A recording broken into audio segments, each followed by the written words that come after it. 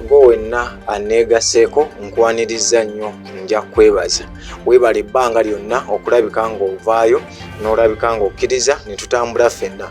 Omukutu gwa Kabito Mubaraka Sarah 4P Recalls, era osobola okuba ng'okufuna buli wamu. Ayagala okulabika nti ate ogoberera ensonga ozinnyonnyoke olabike ng'ozitegeera bulungi. Tetugenda kapaalo era tetutambula bwe tutyo, wabula entambula yaffe yakwagala kulabika nti tukuwa kisinga nga ne bw'oba otuwuliriza oyiga n'ojjamu, era eri abo bokka abasobola okufumiitiriza omukutu guno mujja kulabika nti ate mugulojjera mu kyebikkwa. Mbeebaza ebbanga lyonna okulabika nga mutugoberera. Wenjigidde ku mpewo wadde nga akaseera kabadde kawanvu nga tetuli ffenna, ensonga nnyingi ezibaddewo, naye era bubadde buvunaanyizibwa, era nga nabwo bwammwe mwaba bututikka mu mbeera efaananako bwetyo. Tubadde tetuzze buto, wabula mukkirize mbagambe nti kati ate twakoze, era obudde bwonna mulinde kutulengera mu mbeera ezifaananako bwe bityo. Lwaki nzijula ebitannajja? Mundeke naye nga mwebale kulabika nga mutambula naffe. Obuwagizi bwammwe, amaanyi gammwe ago ge mulabanga amatono, ate kunze mwattu manene ddala. Nsaba Allah abeere nga abaddizaawo. Mwebale ku sharinga, mwebale ku subscribinga, mwebale kugoberera mu mbeera efaananako bwetyo. Njagala kubategeeza nti wiiki eno amawulire gabadde mangi agatambula, of course mu bitundu eby'eggwanga ebyenjawulo. Ekisaanikiddwe olwaleero ze campaign ezigenda maaso n'okulabika nti zitojjera. Kaakati tuli mu mwezi gumu ne wiiki emu nga campaign zigenda maaso ez'obukulembeze bw'eggwanga nga n'ez'ababaka ba paalamenti obudde bwonna zigenda kulabika nga ziggulwawo, era akawoowo kalabika obudde bwonna kaggyibwako. Mu mbeera efaananako bwetyo, guno ffe gwe twagunjukira, omusimbu agunjukira kigo. Mukkirize njagala kubategeeza, waliwo ebbaluwa eya Ssabasajja Kabaka, naye saagala kugiddamu nnyo. Mukkirize nsooka enjozeeyoze buweekula. Mwebale nnyo ku kkula lye mwatuuseeko, singa oyagenza okuddayo ng'ennyindo yenkata.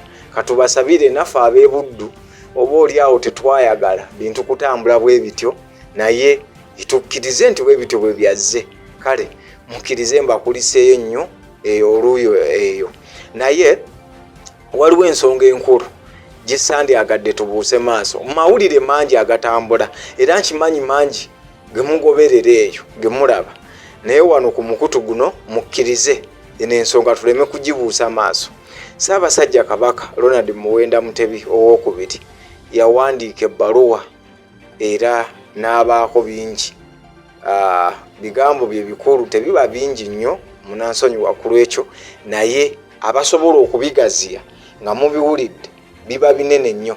Wabula olwaleero Profesa Lumumba nyina ebigambo bibyendeese ng'oyinza okugamba bivuunula bbaluwa ya Ssabasajja Kabaka, era tugambe nti bigivuunudde eri abo abatasobola kwongera kufumiitiriza ku bbaluwa eyo. Kiki yabadde etegeeza?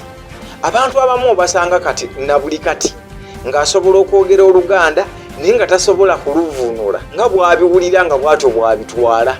Amakulu abiwulira nga bwe mbyogera, oba ng'omulala bw'abyogera n'abirekawo obulesi bw'atyo. Bwe tuba nga ogwo gwe mulembe gwe tutambuliramu, kitegeeza tuli mu nnaku era etuyonka butaaba. Njagala kubategeeza ebigambo bya Ssabasajja Kabaka. Kansome busomi bbaluwa ye, oba oli awo Profesa Lumumba ayina okuvuunula ye kwakoze, oba kosobola okulira n'ofumiitiriza n'ogattako ne weeyongerayo n'okumanya. Naye nga tetunnaleeta ddoboozi lya Profesa Lumumba, njagala kubategeeza Uganda eri mu kwetegekera kalulu. Tugenda mu kulonda, naye nga mu kulonda kwe tugendamu, oba oyagala oba toyagala, kkiriza gaana.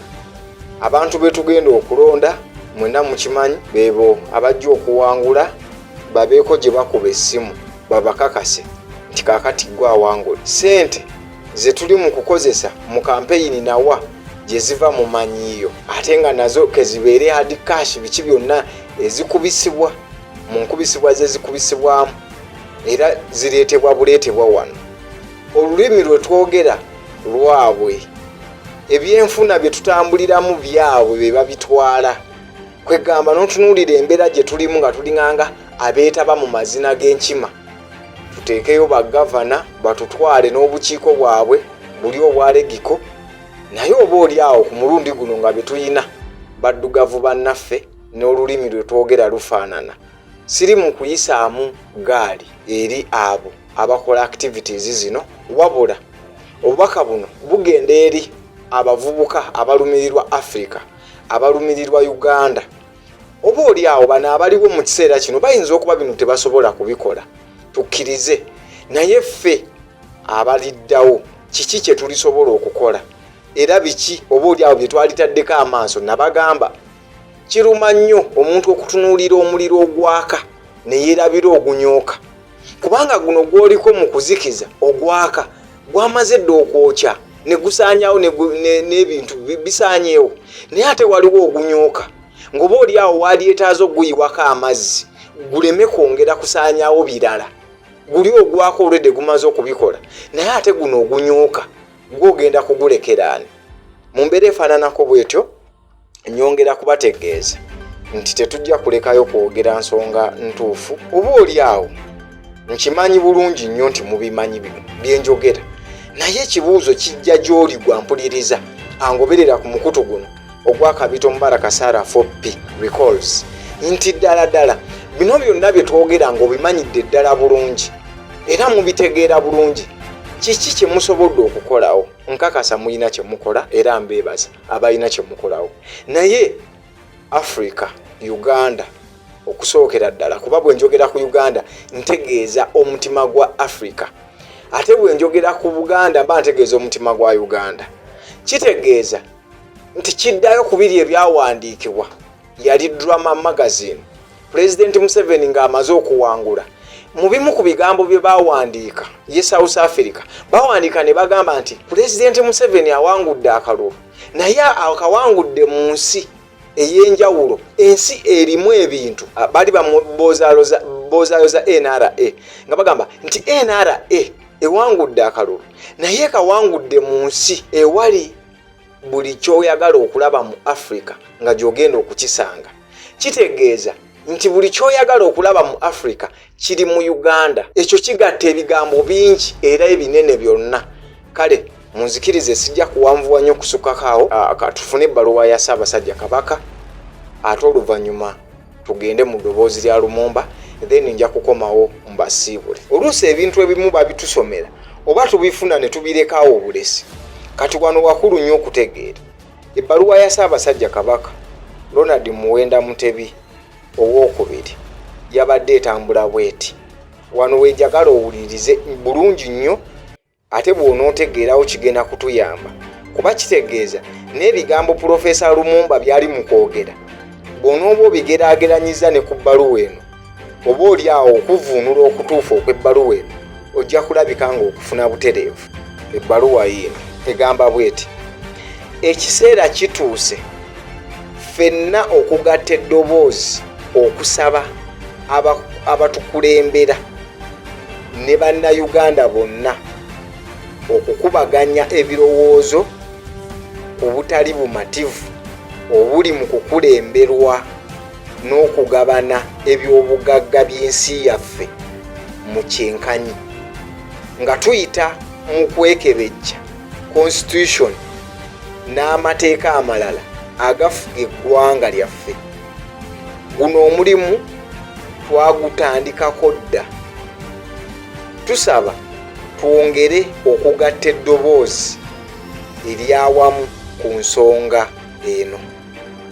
Kabaka Ronald Muwenda Mutebi owookubiri. Ennaku z'omwezi zabadde 26 ogw'ekkumi 2025 bwe bubaka obwo. Kaakati ebigambo bya Ssabasajja Kabaka tebiddibwamu, naye mukkirize kino kye nsobodde nze okukola. Bwe nasomye ebbaluwa eyo nze kino kye nkoze mu katambi kano kye nategedde. Gwe wategedde ki? Genda mu comment section sooka owulirize obubaka buno. If you ask the president of Cameroon where he would want to celebrate his birthday, he will possibly tell you Paris, and he does. If you ask somebody from Angola, they would possibly tell you Lisbon. If you ask somebody from Nigeria holding all factors constant where they would want to be. London, if you ask somebody from La Côte d'Ivoire, Paris, Democratic Republic of Congo, Bruxelles, we are mentally captured. We are mentally captured, and until the day we decolonize our minds, we will do all the things that we want to do, but we will never realize our potential. We have a governance crisis. That is why the African countries are unstable. But in the next 1 year, we are going to have no less than 9 elections in Africa. 9 general elections across the continent of Africa. But in every African country where there is or where there are elections, people are scared.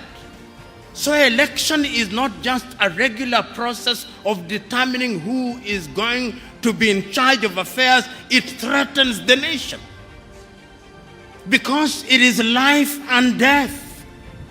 Because politics has become the shortest avenue for material aggrandizement.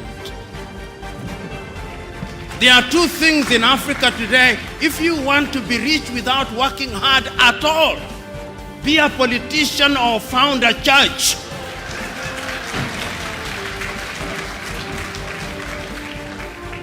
That is, in all African countries, that is what I see. That is why people engage in cutthroat competition, and throats are actually cut in pursuit of political power. And that, in my view, undermines development. You know, in the continent of Africa, we now think that periodic elections is what democracy is. That is not democracy. We have perfected the art of manipulating democratic processes. Those who win the elections are not necessarily the ones who win the election, the ones who are announced to have won the elections in many African countries. And when that happens, there is always constant agitation, so that we do not address agriculture, we do not address health, we do not address education. The net effect is that development is undermined. Today, we are in a crisis. And I'm suggesting that part of our crisis is not only the colonial, but the post-colonial. And as I speak now, what is undermining our development is that there is a new scramble for Africa. The new scramble for Africa is a little bit more different. It is not, they will allow us to have our leaders. We'll elect our presidents. We'll elect our governors. We'll have our ministers. That will happen, but they are not bothered. After we have elected them, you'll then see them sending their arrows ahead. You'll see Bill Gates come and meet your president. You'll see Tony Blair come and meet your president. You'll see Macron come and meet your president. You'll see all of them. And then they will never admit, but they'll be told, if you want money in agriculture, behave this way. If you want money in this area, behave this way. They will never tell that to the Chinese. They will never tell that to the Indians. They will never tell that to the Vietnamese. They will never tell that to the Koreans. But in Africa, they tell us. That is why, as I speak to you now, under this new scramble, the IMF and the World Bank are back, telling you who to hire in your universities, what to sell and what not to sell. It is a sad situation. So today, as I look at Africa in that new scramble, the Chinese are here, the Turks are here, the British are here, the French are here, the Qataris are here, the Americans are here this time round. They are so subtle that we don't even recognize them, but they control us. What are we going to do about it? In order to develop, we must do something. You know, when I see both physically and otherwise, when we regained independence, we had constitutions which were referred to as the Westminster Model Constitution. The Constitution of Nigeria is Westminster Model. Until, of course, you wrote your own constitution in the 1907. Kenya, Westminster Model. Zambia, Westminster Model.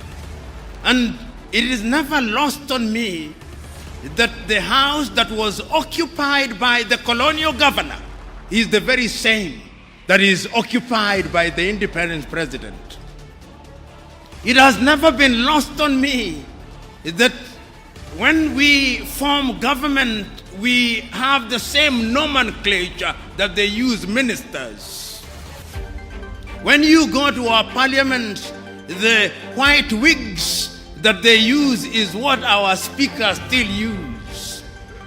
If you look at the way we make decisions, we still have the mace. The way they address their judges, my lord, and I'm a lawyer and we do that. And we think it's such a great thing when we say my lord. Kiriza nyongere okwebaza mwenna abatwegasseeko mu kaseera kano era mbategeeze nti we muli we watuufu Kabito Mubaraka Sarah Fopi Recalls YouTube ojja kuba ng'onfuna bulungi nnyo era wano nkugamba nti ofuna waaka atali mukwatemu mwenna abatugoberera ku mikutu emirala ku marediyo televisions mwebale kulabika nga ate mutwagala naye wano wasalawo tubateerewo waaka anga ye taba mukwatemu. Njagala kubategeeza mu kaseera kano nga tugenda mu kulonda era nga tukyalonda abakulembeze betulonda mu mbeera eyo naye nga teweerabira nti tubalonda naye tubalondera bali wadde nga mu ndaba yaffe bambi tulowooza mbu tulina ekyamaanyi kye tuba tukoze nga tugenda mu maaso n'okulabika nti twetaba mu mbeera ezifaananako bwe zityo nga Africa tenneenunula Uganda nga tennaba kununulwa kuva mu buwambi obw'okufugwa obumbulwa nga bakyatutwala butwazi bino nkakasa teri kwekwasa oba kaŋŋambe nti bwe bw'omala okulonda gw'olonze togenda musanga nga takubye kasimu walala nedda baaba era ogenda musanga ng'alina gwe yeebuuzaako oyo iwaffe kaakati obwongo obusibe obw'enjegere bwe nnyinza okukiyita kyobwongo bwaffe oyinza okugamba busibe bwa njegere bwetaaga okubaako n'engeri gye tukyusaamu endaba y'ebintu kuli bakulowooza nnyo si kulowoolereza Afirika erituuka ku kyeyagala naye mu kiseera kino nga bw'oba oli wano ogenda owulira nti ate mu Democratic Republic of Congo ensi gundi yeetwalayo n'otunula n'ogamba tuli ku ki ne mu bino ebyasa ng'awo we tukyali ebibiina tetuganye multipartyism tetugiganye naye ebibiina 910 biri awo mu Congo Uganda erabika eyingira n'40 n'ebimu tebimanyiddwa bumanyibwa naye nga gyebiri. Mukkirize mwenna bwe tukyatambula era ababaddeko nga mugoberera nti ebigambo bwe bityo bwe bitambula tetugenda kulekayo kuleeta nsonga zigatta ku ggwanga oba oli awo njagala kubeebaza mwenna gye musinziira abannabyabufuzi ab'enjawulo ebitongole ebyabwannakyewa gavumenti abakungu ba gavumenti ate kwoteeka abayizi okuva ku universities ag'enjawulo institutions ez'enjawulo mwebale nnyo okulabika ng'omukutu guno mugwagala era nga mugugoberera. Mbadde Kabito Mubaraka okuteekerateekera n'okutuusaako enteekateeka efaananako bwetyo. Mubeere bulungi mweraba.